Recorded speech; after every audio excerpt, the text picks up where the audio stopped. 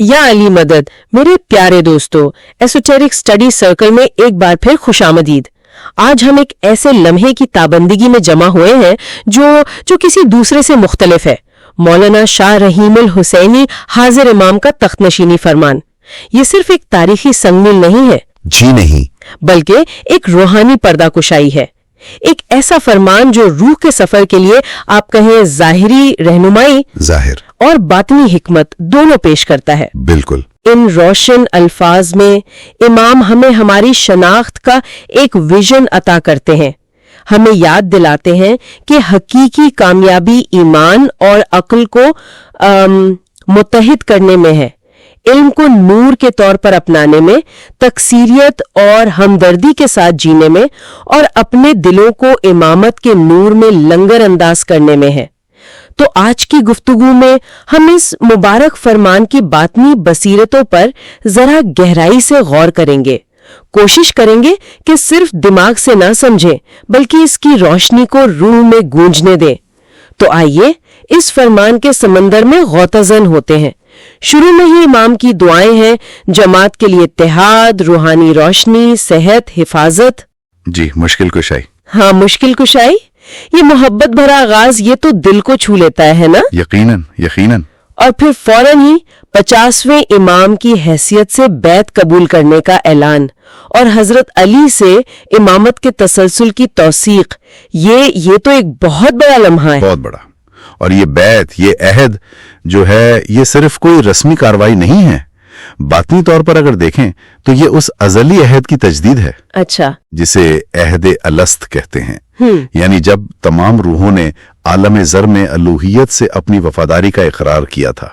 وہ پہلا عہد۔ جی۔ تو اس تجدید کے ذریعے حاضر امام وہ قرآن کی سورہ آل عمران آیت 103 میں جو ذکر ہے، حبل اللہ کا، بالکل حبل اللہ کی وہ مضبوط رسی بن جاتے ہیں جو مومن کو اپنے نور کے وسیلے سے براہ راست حق سے جوڑتی ہے۔ یعنی یہ صرف امام سے بیعت نہیں بلکہ اس پورے الہی سلسلے سے جوڑنا ہے جو ازل سے ہے۔ واہ، یہ تو بہت گہری بات ہے۔ یہ ایک زندہ روحانی تعلق کا قیام ہے۔ صحیح۔ اچھا، فرمان میں آگے چل کر امام طریقت کی بنیاد واضح کرتے ہیں، توحید یعنی اللہ کی وحدانیت، جی، رسالت یعنی نبوت، جی، اور امامت یعنی مسلسل روحانی رہنمائی۔ بالکل۔ اور وہ وعدہ کرتے ہیں کہ روحانی اور مادی دونوں جہانوں میں جماعت کا خیال رکھیں گے۔ جی ہاں، اور یہ تین ستون جو ہے نا، توحید، رسالت، امامت، یہ وجود کے بنیادی محور ہیں۔ توحید تو ابتدا ہے، اصل سرچشمہ، رسالت وحی کا ذریعہ ہے، الہی پیغام کا نزول، اور امامت اس پیغام کی زندہ تعبیر ہے، ہر زمانے میں اس کے حقیقی ادراک کا راستہ۔ اچھا۔ تو امام زمان دراصل عقل کل یعنی کائناتی دانش اس کا مظہر ہوتے ہیں، وہ دروازہ جس سے ہر دور میں خدا کا نور ہدایت کی شکل میں داخل ہوتا ہے۔ عقل کل، اسی لیے وہ صرف روحانی نہیں بلکہ دنیاوی معاملات میں بھی رہنمائی کا منبع ہیں۔ یہ عقل کل کا تصور واقعی بہت اہم ہے، اور اسی تسلسل میں مولانا شاہ رحیم اپنے والد ان 50ویں امام مولانا شاہ کریم الحسینی کو کیا شاندار خراج تحسین پیش کرتے ہیں۔ جی ہاں، بہت محبت سے۔ انہیں ایک بصیرت افروز رہنما، پل بنانے والے، جماعت سے محبت کرنے والے کے طور پر یاد کیا ہے، جنہوں نے ادارے بنائے، بھولی بسری جماعتوں کو دوبارہ جوڑا۔ یہ الفاظ بہت پراثر ہیں۔ بالکل، اور اس خراج تحسین کی بھی ایک باطنی جہت ہے۔ اچھا، وہ کیا ہے؟ دیکھیں، 49ویں امام کا ورثہ صرف تاریخی یا مادی نہیں ہے، اس کی اہمیت کائناتی ہے۔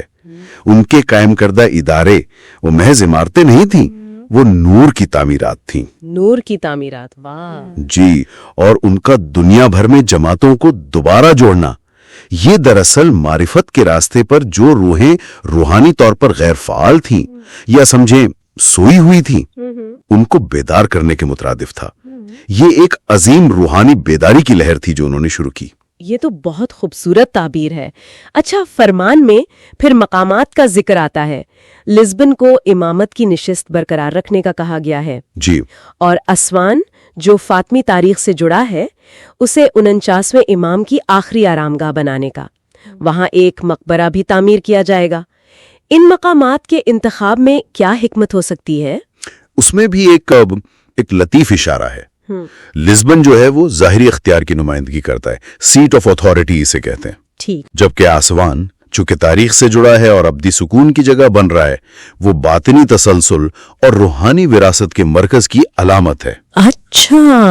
یہ ہمیں یاد دلاتا ہے کہ امام کا اختیار صرف نظر آنے والی دنیا تک محدود نہیں، یہ باطن اور ظاہر دونوں جہانوں پر محیط ہے. جیسے؟ بالکل جیسے سورج، اس کا اپنا وجود بھی ہے اور اس کی روشنی بھی ہے جو ہر شے کو منور کرتی ہے. ظاہر اور باطن کا یہ امتزاج، جی، یہ بار بار سامنے آ رہا ہے اس فرمان میں. جی بالکل. امام اپنے خاندان کا بھی شکریہ ادا کرتے ہیں، پرنس امین، شہزادی زہرا، اپنے بھائیوں اور خاص طور پر اپنے بیٹوں کا محبت، اتحاد اور اگلی نسل کی پرورش پر زور دیتے ہیں. جی، اور اگر اسے باطنی طور پر دیکھیں تو امام کا خاندان گویا امامت کے آفتاب کے گرد ستاروں کا ایک جھرمٹ ہے. ان کی جو پدرانہ شفقت ظاہر ہو رہی ہے وہ صرف انسانی محبت کا عکس نہیں ہے، بلکہ اس سے کہیں بڑھ کر یہ امام کی حیثیت بحیثیت تمام روحوں کے روحانی باپ، اچھا، اس الہی رحمت اور شفقت کی عکاسی کرتی ہے جو ہر مخلوق کے لیے ہے.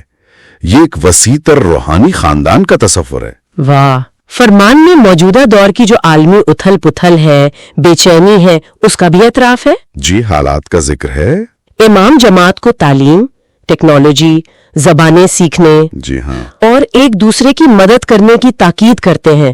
یہ تو بہت عملی ہدایات ہیں، جیسے کسی غیر یقینی مستقبل کی تیاری. بالکل. اور یہ جو بیرونی ہنگامہ خیزی ہے نا، باطنی طور پر یہ انسان کے اندر کے طوفانوں کی عکاسی کرتی ہے. یعنی نفس امارہ، برائی کی طرف اکسانے والا نفس. اچھا، اندرونی طوفان. جی. تو اس تناظر میں امام زماں ہمارے دور کے لیے آپ سمجھیں حضرت نوح کی مانند ہیں. ٹھیک. اور ان کی امامت وہ کشتی نجات ہے. کشتی نجات. جی، جو مومنین کو مادیت پرستی، غفلت اور شکوک و شبہات کے سیلاب سے بچا کر محفوظ ساحل تک لے جاتی ہے. تو تیاری کا حکم دراصل اس روحانی کشتی میں سوار ہونے اور اپنی حفاظت کو یقینی بنانے کی تلقین ہے. یہ تمثیل تو بہت طاقتور ہے، کشتی نجات. اسی کے ساتھ امام ایک بہت اہم اور آپ کہیں تو ٹوک اعلان کرتے ہیں کہ طریقت کے بنیادی اصولوں پر کوئی سمجھوتا نہیں کیا جائے گا. جی، یہ بہت واضح ہے. دین اور دنیا میں توازن پر زور ہے، اور اللہ، رسول، حضرت علی علیہ السلام اور ائمہ کے مسلسل ذکر پر. یہ انتہائی کلیدی نقطہ ہے. باطنی طور پر صراط المستقیم، سیدھا راستہ، یہ محض کوئی خارجی راستہ نہیں، یہ مومن کے قلب و ذہن میں امام کی زندہ موجودگی کا بہاؤ ہے. موجودگی کا بہاؤ ہے. جی. اور ذکر یعنی اللہ اور اس کے مقربین کی یاد، یہ کوئی میکینکی عمل نہیں، بلکہ یہ روح کے اندر الہی نور کے جو پوشیدہ نقوش ہے نا، ان کو بیدار اور متحرک کرنے کا عمل ہے. اچھا. یہ تعلق کو زندہ رکھنے اور گہرا کرنے کا ذریعہ ہے. صحیح. پھر جماعت خانوں کے کردار پر بھی روشنی ڈالی گئی ہے کہ وہ صرف عبادت گاہیں نہیں ہے، نہیں، بلکہ تعلیم، سماجی تعلقات اور مختلف نسلوں کے درمیان ہمہ آہنگی کے مراکز بھی ہونے چاہیے. جی ہاں. اور اس کی باطنی جہت یہ ہے کہ جماعت خانہ ایک اجتماعی سطح پر مومن کے دل کی علامت ہے. دل کی علامت؟ جی. وہاں جو اجتماعی دعا ہوتی ہے وہ اس ازلی مجلس کی بازگشت ہے جہاں تمام ارواح نے پہلی بار الہی وحدانیت کا مشاہدہ کیا تھا. سبحان اللہ. یہ اس مشترکہ روحانی تجربے کی یاد دہانی اور تجدید ہے. اب ایک ایسے حصے کی طرف آتے ہیں جس پر فرمان خاصی تفصیل سے بات ہوئی ہے، طریقت کی علمی روایت. جی، علم کی اہمیت. مولانا شاہ رحیم تصدیق کرتے ہیں کہ شیعہ امامی اسماعیلی طریقت صرف عبادت اور عقیدت پر نہیں بلکہ ایک مضبوط علمی و فکری بنیاد پر قائم ہے. بالکل. وہ اعلیٰ معیار کے تعلیمی پروگرام اور وسائل فراہم کرنے کا عزم ظاہر کرتے ہیں تاکہ مومنین اپنے عقیدے، تاریخ کو سمجھیں، جی، جدید دنیا میں اپنی شناخت مضبوط کریں اور علم کو نور یعنی روشنی بنا کر روحانی ترقی کے سفر پر چلیں. یہ تو ایمان اور عقل کو ساتھ لے کر چلنے کی دعوت ہے. یہ واقعی ایک مرکزی نقطہ ہے اور اس کی گہرائی بہت زیادہ ہے. باطنی طور پر طریقت میں علم یہ محض دنیاوی معلومات کا حصول نہیں. تو پھر کیا ہے؟ یہ بذات خود ایک مقدس نور ہے. علم بطور نور. جی، जैसा कि पूरे फरमान के सियाको सबाक से जाहिर है, इमाम हमें याद दिला रहे हैं कि नमाज अगर दिल को इलाही मरकज से जोड़ती है तो इल्म अक्ल को उस मरकज से जोड़ता है। अच्छा, दिल और अक्ल दोनों? जी, अल्लाह की तरफ रूहानी परवाज के लिए ये दोनों पर लाजिम हैं। तारीख के इल्म के बगैर ईमान की जड़ें कमजोर रहती हैं। सही। शिनाख्त के बगैर जात बिखर सकती है और इल्म के नूर के बगैर रूह की सलाहियतें पूरी तरह आश्कार नहीं होती। तो इमाम यहां बुनियादी इस्माइली अक़दार की तशदीद कर रहे हैं। मोमिन होना यानी मुतलाशी होना। मुतलाशी, सीकर। जी, सीकर। ईमान और अक्ल को लाजिम व मुलजूम समझना। लिहाजा ये जो तालीमी प्रोग्राम और वसाइल हैं, ये सिर्फ दुनियावी औजार नहीं, ये मारिफत और रोशन ख्याली के रास्ते हैं। अच्छा, बतौर नूर, ये तसव्वुर तो सोच का जाविया ही बदल देता है। फरमान में समाजी बहबूद और अखलाकियात पर भी बहुत जोर है। जी, केयर एथिक्स। इमाम गुर्बत के खात्मे, रिहाइश, ग़िज़ायत, सेहत, तालीम की बेहतरी और ख़ास तौर पर बुजुर्गों और माजूर अफराद की मदद के अज़्म का इजहार करते हैं। इसकी बातनी जहत यह है कि गरीबों और ज़रूरतमंदों की खिदमत करना दरअसल एक पोशीदा शक्ल में खुदाही की खिदमत करना है। जी, मुआशरे के कमजोर अफराद एक तरह से हमारी अपनी अंदरूनी रूहानी मोहताजी का आईना है। ओह, खिदमत बतौर इबादत, ये ख्याल तो खिदमत के तसव्वुर को बहुत बुलंद कर देता है। बिल्कुल, हमारी ताकत है। जी, डाइवर्सिटी इज अ स्ट्रेंथ। कसीरुल अकीदा खानदानों को भी जमात का हिस्सा समझना चाहिए और तमाम इंसानों के लिए खुले ज़हन और दिल का मुजाहरा करना चाहिए। बातनी सतह पर ये कायनात में जो तनव्वु नजर आता है ना, ये दरअसल अल्लाह की वाहदानियत, तौहीद, उसी का जलवा है। कसरत में वहदत। जी, कसरत में वहदत का उसूल।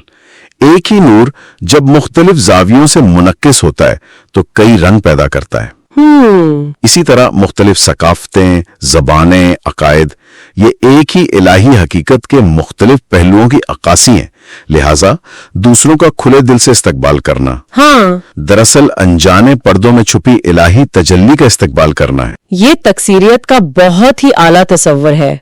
फरमान में कुछ जदीद दौर के चैलेंजेस का भी जिक्र है, जैसे मौसमियाती तब्दीली, जिसे इमाम एक इखलाकी जिम्मेदारी करार देते हैं। जी, एन एथिकल इम्पेरेटिव। टेक्नोलॉजी के इस्तेमाल और उसके साथ साथ तनकीदी और आजादाना सोच की भी हौसला अफजाई की गई है। बिल्कुल, बातनी जाविये से देखें तो फितरत या कायनात ये अल्लाह की लिखी हुई एक जिंदा किताब है। जिंदा किताब? जी, इस किताब का एहतराम करना यानी माहौल का ख्याल रखना, ये इबादत का ही एक हिस्सा है। सही। जहां तक टेक्नोलॉजी का ताल्लुक है, ये एक रूहानी आजमाइश की तरह है।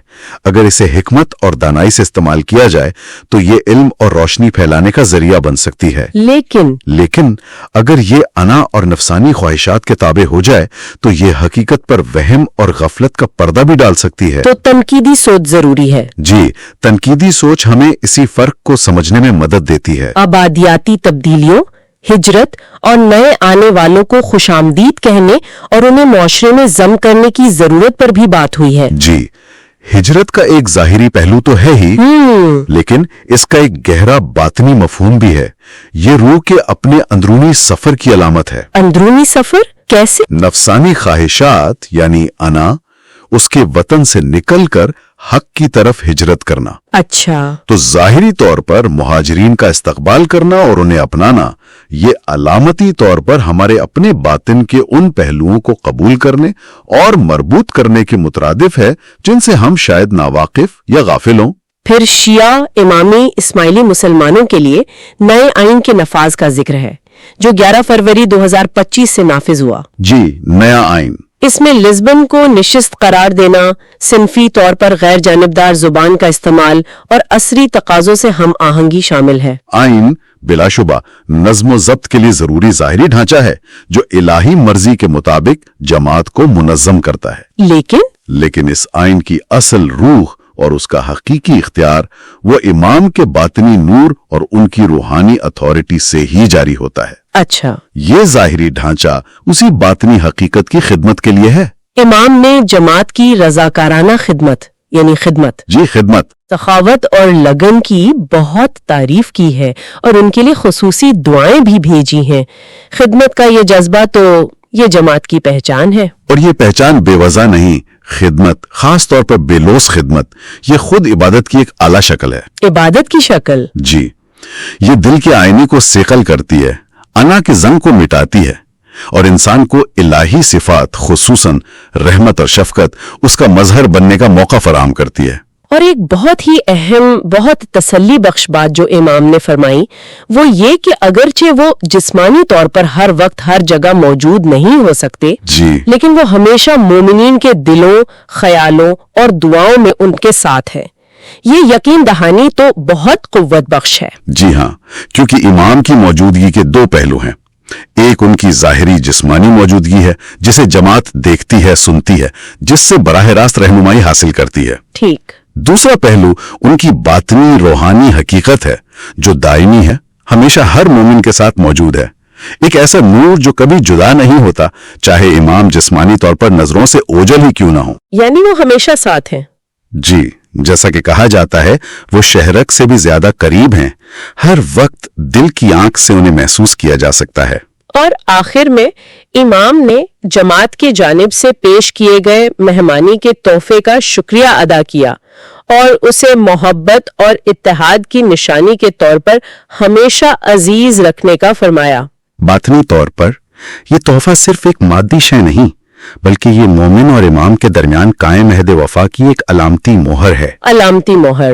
جی، اس کی اصل قدر اس کی قیمت میں نہیں بلکہ اس خلوص، محبت اور عقیدت میں پوشیدہ ہے جس کا یہ اظہار ہے. یہ ایک ایسی نظر ہے جسے امام قبول فرما کر اپنی امامت کے نور میں ہمیشہ کے لیے محفوظ کر لیتے ہیں. تو اگر ہم اس پورے فرمان پر مجموعی طور پر غور کریں جی تو یہ صرف ہدایات کا مجموعہ نہیں ہے، یہ ایک گہرے روحانی سفر کا نقشہ ہے. یہ علم کو محض دنیاوی کامیابی کا ذریعہ نہیں بتاتا، نہیں، بلکہ اسے نور یعنی روشنی قرار دیتا ہے. رہنمائی کا وہ جوہر جو امام زمان کے وسیلے سے متلاشیوں کے دلوں میں اترتا ہے. اپنے عقیدے کی تاریخ کا مطالعہ کرنا، یہ دراصل نور کے ان راستوں کو کھوجنا ہے جو ائمہ نے نسل در نسل روشن کیے ہیں. صحیح. اپنی شناخت کو مضبوط کرنا، یہ روح کے اس قدیم رشتے سے بیدار ہونا ہے جو عہد الست میں قائم ہوا تھا. صحیح. اور روشن خیالی کی جستجو کرنا، یہ تسلیم کرنا ہے کہ سیکھنے، غور و فکر اور تحقیق کا ہر قدم در حقیقت حق کے قریب قدم ہے. لہذا طریقت کی علمی روایت صرف نظریات کا ذخیرہ نہیں بلکہ یہ عقل کل یعنی الہی دانش کا وہ زندہ چشمہ ہے جو ہمیشہ نور امامت کے ذریعے جاری رہتا ہے. اسی طرح خدمت خلق، اخلاقیات پر عمل، تقصیریت کا احترام، یہ سب اسی نور کی عملی شکلیں ہیں. تو اسماعیلی مومن ہونا، جی، اسماعیلی مومن ہونا، پھر بے وقت عاشق بھی ہونا ہے اور متلاشی بھی. امام زمان کی بارگاہ میں سر تسلیم خم کرنا اور ساتھ ہی علم، خدمت اور اخلاق کے ذریعے اپنی روح کو بلند کرنا تاکہ ایمان یقین میں بدلے، شناخت پہچان یعنی معرفت میں ڈھلے. جب ہم تخت نشینی فرمان پر آج کی گفتگو کو سمیٹتے ہیں، آئیے یاد رکھیں یہ ایک فرمان سے بڑھ کر ہے. یہ ابدی عہد کی تجدید ہے، ہنگامہ خیزی کے دور میں رہنمائی کی کشتی ہے اور نور کا وہ راستہ ہے جو ہمیں پہچان، روشن خیالی اور حق سے قربت کی طرف لے جاتا ہے. بالکل. امام ہمیں علم کے متلاشی بننے، خدمت اور ہمدردی کے ساتھ جینے اور ان کی ابدی رہنمائی اور برکات کے تحت اپنی روح کی حقیقی شناخت کو پہچاننے کی دعوت دیتے ہیں. اگر اس پیغام نے آپ کے دل کو چھو لیا ہے تو براہ کرم ایسوٹیرک اسٹڈیز سرکل چینل کو سبسکرائب کرنا، لائک کرنا اور اس گفتگو کو اپنے خاندان اور دوستوں کے ساتھ شیئر کرنا نہ بھولیں. کبھی کبھی ایک بیدار روح پوری نسل کی روشنی کو جلا سکتی ہے. جب تک ہم دوبارہ ملیں، نور امامت آپ کی عقل کی رہنمائی کرے، آپ کے دل کو روشن کرے اور آپ کے ہر قدم کو بابرکت بنائے. یا علی مدد.